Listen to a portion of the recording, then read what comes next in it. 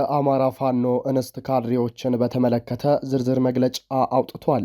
የአማራ ፋኖ በመግለጫው ልባቸውንም ጭንቅላታቸውንም ለብልጽግና ስርዓት አከራይተው ወልዶ ባሳደጋቸው ህዝብ መከራና ስቃይ ጮቤ የሚረግጡ የጀኔራሎችና ኮረኔሎች ጋር ውስኪ እያወረዱ ደስ ሲላቸው ባሎቻቸው አልጋ ከፈለጉም በደብረ ማርቆስ ከተማ በጃካራንዳ ኤፍኤምና ጎዛምን ፈረሰኛው ሆቴል በአበባ በተንቆጠቆጡ መኝታ ቤቶች ቀናትን በር ዘግተው አንሶላ የሚጋፈፉ ነውረኛ የመንግስት ባለሟሎች መጨፈሪያ ሹማምንትና ወይዛዝርቶች ናቸው በማለት ፋኖ ገልጿል። በደብረ ማርቆስ ከተማ አሉ የሚባሉ ባለሀብቶችን ጨምሮ በርካታ ነዋሪዎችን ያሳፈኑ፣ በማጎራ ጣቢያ ያሰቃዩ፣ ሴትነታቸውን ለመኮንኖች አከራይተው የተለያዩ ስልጣን የተደጎሙ የመኳንንት መደለቂያ፣ የህዝብ ማሰቃያ የአብይ አህመድ ታማኝ ኤጀንቶች ናቸው በማለትም ገልጸዋል።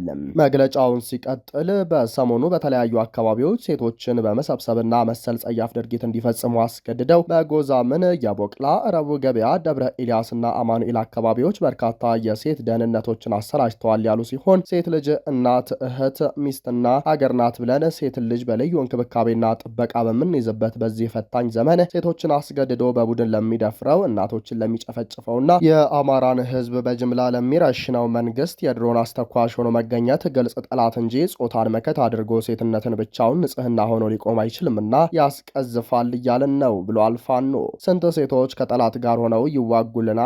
ስንት ሴቶች የጠላትን የመረጃ መረብ ሆነው ወንድሞቻችንን አስጠቅተውናል? ስንት እህቶቻችን እናቶቻችንና ህፃናትን አስደፈሩ? እነዚህ በደማችን ላይ ቆመው ሴት ሆነው በንጽህና ሊታዩ የሚሞክሩትን ሞኞች በሏቸው ብሏል።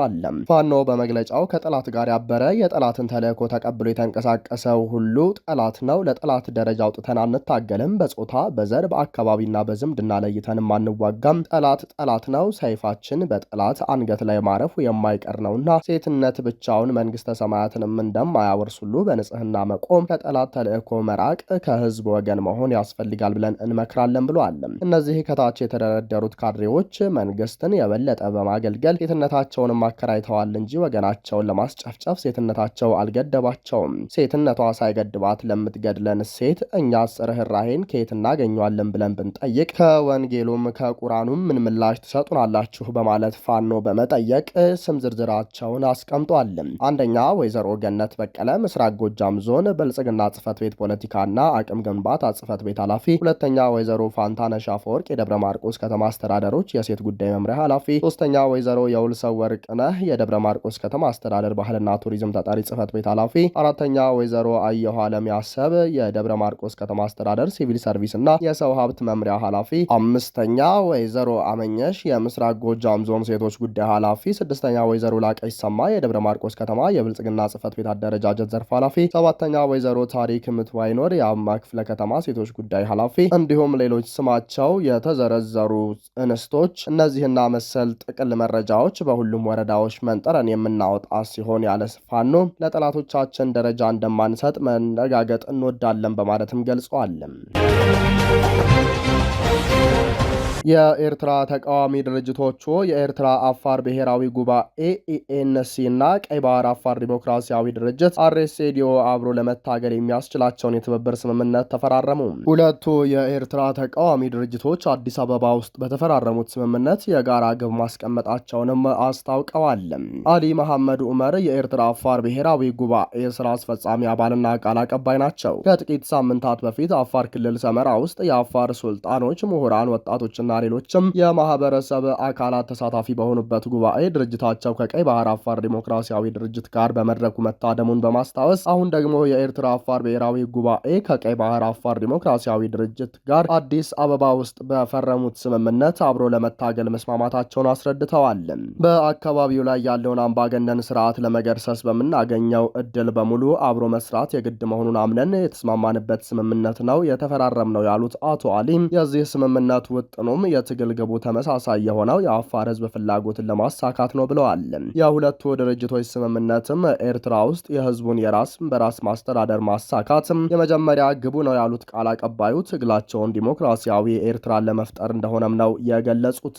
ከስምምነቱ በኋላ የቀይ ባህር አፋር ዲሞክራሲያዊ ድርጅት በመወከል አስተያየታቸውን የሰጡት ደግሞ የድርጅቱ ቃል አቀባይ አቶ ነስረዲን አህመድ አሊ ናቸው። በቅርቡ በሰመራ ከተደረገው ህዝባዊ ኮንፈረንስ መረዳት የተቻለው ለ3 አስርት ዓመታት ዓመታት የተለያየ ጭቆና ውስጥ ነበር ያሉት የቀይ ባህር አፋር ዴናኪሊያ ህዝብ ይፈጸምበታል ካሉት ጭቆና እንዲቀጣ ህብረት በማስፈለጉም ወደ አንድ መተናልም ነው ያሉት።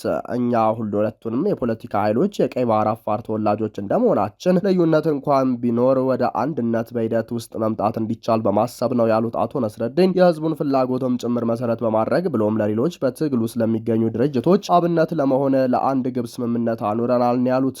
በኤርትራ ዲሞክራሲያዊ ስርዓትን ለመገንባት የህዝቡን የራስን እድል በራስ የመወሰን ዲሞክራሲያዊ መብት ማረጋጋት የትግሉ ግብ ነው ያሉት አቶ ነስረዲን አክለውም ከፖለቲካዊ ግቦቻቸው ለመድረስ አንድነት በማስፈለጉ የትብብር ስምምነት መፈረማቸውንም አስረድቷል። የኢትዮጵያ መንግስት ከዚህ በፊት በተደጋጋሚነት በሚያነሳቸው አቋሙ ኢትዮጵያ ከቀይ ባህር ያላትን ግልጽ ህጋዊ አካሄድ የሌለው አካሄድ ነው በማለት ከኤርትራ መንግስት ባለስልጣናት ጋር የተካረረ የቃላት ጦርነት ውስጥ ገብቶ መቆየቱ ይታወቃል። አሁናዊ የሁለቱ ሀገራት ዲፕሎማሲ መካረር የኤርትራን መንግስት ለማስወገድ እንታገላለን ብለው ለሚንቀሳቀሱት ኃይሎች መልካም አጋጣሚ ይሆን ብለን ጥያቄ ማቅርበንላቸው ነበረ። የቀይ ባህር አፋር ዲሞክራሲያዊ ድርጅት ቃል አቀባዩ አቶ ነስረዲን በኤርትራ በኩል ያለው ስርዓት ዲሞክራሲያዊ አስተዳደር ቢኖር ወደ ትጥቅ ትግል ባልገባን ነበር ይላሉ። እናም አሁን ላይ አዲስ አበባ ያሉ የመንግስት አስተዳደሮች ከኤርትራ ጋር ውዝግብ ውስጥ መግባታቸው የጋራ መልማት ጥያቄ ተቀባይነት በማጣቱ ነው በማለት ድርጅታቸው ከኢትዮጵያ መንግስት ጋር ለመስራት መሰረት እየጣለ እንደሚገኝ ገልጸዋል። የኤርትራ አፋር ብሔራዊ ጉባኤ ቃል አቀባዩ አቶ አሊ በፊናቸው የእኛ ፍላጎት የራስን መብት በራስ የመወሰን ነው ይላሉ። ትግላቸውም የኤርትራ አፋር ህዝብ በቀየው መብቱ እንዲከበርለት ብቻ መሆኑን በማስገንዘብ የኢትዮጵያና ኤርትራ ህዝብ ታሪካዊና ባህላዊ ብሎም ኢኮኖሚያዊ ትስስር ያለው ህዝብ መሆኑንም የሚያነሱት ፖለቲከኞቹ የትግል ግባቸው የጋራ ግብ ማሳካት ላይም እንደሚያተኩር አንስተዋል። የኤርትራና ኢትዮጵያ ባለስልጣናት ከፍተኛ ውዝግብ ውስጥ በገቡበት በአሁኑ ወቅት ከሰሞኑ አንድ የኢትዮጵያ ጀነራል ቀይ ባህርን የሚዋሰን የኢትዮጵያ ካርታ ያለበት ምስል መሸለማቸውን ተከትሎ የኤርትራ ባለስልጣናት ድርጊቱን በአደባባይ መቃወማቸው ይታወሳል። አንጋፋው የስፖርት ጋዜጠኛ ገነነ መኩሪያ ሊብሮ ህይወት ማለፍ ጋር በተያያዘ ተጠርጥረው በፖሊስ ቁጥጥር ስር የሚገኙት የባለቤቱ የወይዘሮ አስቴር አየለና የአቶ ይታየው ምትኬ የጊዜ ቀጠሮ ምርመራ መዝገብ በፍርድ ቤት ተዘግቷል። የፌዴራል የመጀመሪያ ደረጃ ፍርድ ቤት አራዳ ምድብ አንደኛ የጊዜ ቀጠሮ ችሎት ማክሰኞ ታህሳስ 28 ቀን በዋለው ችሎት ፖሊስ በተጠርጣሪዎቹ ላይ ተጨማሪ የምርመራ ጊዜ እንዲሰጡ ያቀረበውን ጥያቄ ውድቅ በማድረግ መዝገቡን ዘግቶታል። ፍርድ ቤቱ ከዚህ በኋላ በዚህ መዝገብ ላይ ተጨማሪ የጊዜ ቀጠሮ መፍቀድ አይችልም የሚል ውሳኔ ማሳለፉን ምንጮች አረጋግጠዋል። ይሁን እንጂ ፍርድ ቤቱ የምርመራ መዝገቡ ቢዘጋም የሟች ባለቤት ወይዘሮ አስቴር አየለ እና አቶ ይታየው ምትኬ አሁንም በፖሊስ ቁጥጥር ስር ይገኛሉ። ይህንን ተከትሎ የተጠርጣሪዎቹ ጠበቆች ደንበኞቻቸው የምርመራ መዝገቡ ከተዘጋ በኋላ በእስር መቆየታቸው ህገወጥ ነው በማለት አካልን ነጻ የማውጣት አቤቱታ ለፍርድ ቤት ማስገባታቸው ተሰምቷል። ጋዜጠኛ ገነነ መኩሪያ ከዚህ ቀደም ባጋጠመው የጋንግሪን ህመም ምክንያት የቀኝ እግሩን ያጣ ሲሆን ይህን ተከትሎ በድብርትና ከሰዎች በመራቅ ዋካንዳ በተባለ ሆቴል ውስጥ ያርፍ ነበር። ጥር 12 ቀን 2016 ዓመተ ምህረት በዚሁ ሆቴል ህይወቱ አልፎ የተገኘ ሲሆን ከወራት በኋላ ቤተሰቦቹ በጋዜጠኛው አሟሟት ላይ ጥርጣሬ እንዳላቸው መግለጻቸውንና ሚዲያዎችም ቀጥተኛ ምስክር አለ ብለው መዘገባቸውን ተከትሎ ፖሊስ ምርመራ ሲያደርግ ቆይቷል። ከሁለት ወራት በፊት ፖሊስ ወይዘሮ አስቴርንና አቶ ይታየው ምትኬን እንዲሁም የሆቴሉን ባለቤት በቁጥጥር ስር አውሎ የነበረ ሲሆን የሆቴሉ ባለቤት ቀደም ብሎ መለቀቃቸው ይታወሳል።